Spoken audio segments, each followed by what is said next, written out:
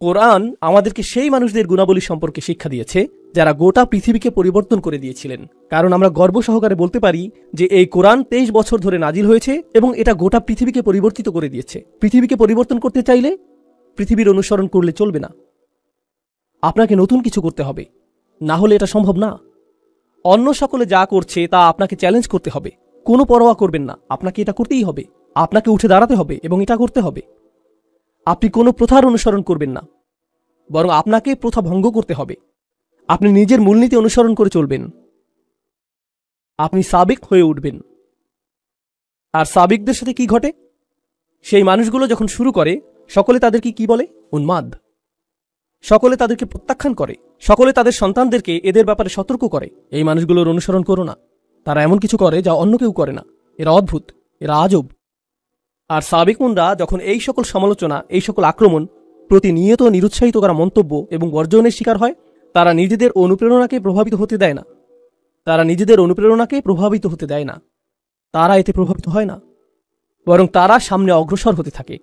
আর আল্লাহ এ ধরনের মানুষদের ক্ষেত্রে কি করেন? তিনি তাদেরকে পরীক্ষা করতে চান যে তারা কি আসলেই সাবিক হতে চায় নাকি অনুসারী হতে চায়। আর এক পর্যায়ে তারা সফল হন, অবশেষে আল্লাহ তাদেরকে বিজয় প্রদান করেন। আর যখন আল্লাহ তাদেরকে বিজয় দান করেন, জানেন কি ঘটে? অন্য মানুষরা তখন তাদেরকে অনুসরণ করে। এটাই আল্লাহর নির্ধারিত নিয়ম। এটা শুধুমাত্র রাসূল সাল্লাল্লাহু আলাইহি ওয়াসাল্লামের সিরাতেই ঘটেনি, বরং এটা পৃথিবীতে সব সময়ই ঘটেছে। এটাই আল্লাহর নির্ধারিত নিয়ম। অদ্ভুত ধারণার অধিকারী এমন মানুষ রয়েছে। উদাহরণস্বরূপ কেউ বলতে পারে যে আমি মিনি কাপকেক উৎপাদন করব। এটা শুনতে অদ্ভুত মনে হয়, কেউ তো এটা কিনবে না। আর তারপর তারা নিজেদের গ্যারেজে এই স্টুপিড কোম্পানি শুরু করে, আর তারপর এটা সর্ববৃহৎ কাপকেক কোম্পানিতে পরিণত হয়। এটা বিশাল আকার ধারণ করে। এরপর সকলে তাদেরকে অনুসরণ করতে চায় এবং তাদের ধারণার পুনরাবৃত্তি করতে চায়। কেন? কারণ তারা নতুন কিছু শুরু করেছে। কেউ ঝুঁকি নিতে আগ্রহী না, কারণ কেউ নিশ্চিত না যে এটা কাজ করবে কিনা। সম্ভবত এটা ব্যর্থ হবে। যখন এটা সফল হয় তখন আমরা তা অনুসরণ করতে প্রস্তুত। আজকের দিনে পৃথিবীর যে সকল জাতি সবচেয়ে শক্তিধর, যে সকল জাতি অর্থনৈতিক দিক থেকে সবচেয়ে শক্তিশালী, সাংস্কৃতিকভাবে শক্তিশালী, কৌশলগতভাবে শক্তিশালী, সামরিকভাবে শক্তিশালী, তাদের সকলের মধ্যে অভিন্ন একটা জিনিস আপনি পাবেন: তারা উদ্ভাবনকারী জাতি, তারা গবেষণা এবং উন্নয়নের জাতি, তারা প্রচুর নতুন জিনিস আবিষ্কার করে, তারা বিজ্ঞানের জগতে সর্বদাই সাবিক, তারা চিকিৎসা বিজ্ঞানে বিভিন্ন শাখা নিয়ে গবেষণায় সাবিক। আর ধারণাটি এতটাই শক্তিশালী যে জ্ঞানী মুসলিমরা সারা পৃথিবী থেকেই, পাকিস্তান, বাংলাদেশ, সিরিয়া, সৌদি আরব, সারা পৃথিবী থেকেই যখন তারা কোনো বিষয়ে প্রকৃত গবেষণা করতে চায় এবং তারা সামনে অগ্রসর হতে চায়, তখন তারা কোথায় যায়? তারা আমেরিকায় যায়, ইংল্যান্ডে যায়, সুইডেনে যায়, ডেনমার্কে যায়, তারা অস্ট্রেলিয়ায় যায়, তারা এই বিশ্ববিদ্যালয়গুলোতে যায়।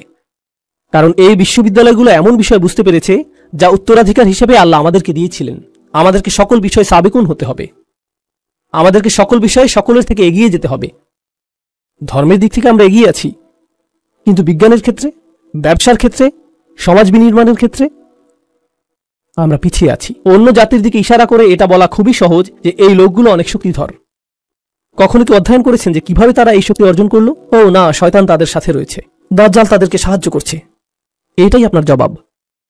এজন্যই আপনারা অগ্রসর হতে পারছেন না, এজন্যই আপনাদের কথা কেউ শুনে না, কারণ আপনারা মৌলিক কিছু বিষয় বুঝতে পারছেন না যা আল্লাহ প্রদত্ত নিয়মের অংশ। এটা আল্লাহ প্রদত্ত নিয়ম, এটা আল্লাহ প্রদত্ত নিয়ম যে যারা চেষ্টা করবে এবং যারা সাবেকুন হবে তারাই সফলতা পাবে, আর অন্য সকলেই তাদের অনুসরণ করবে।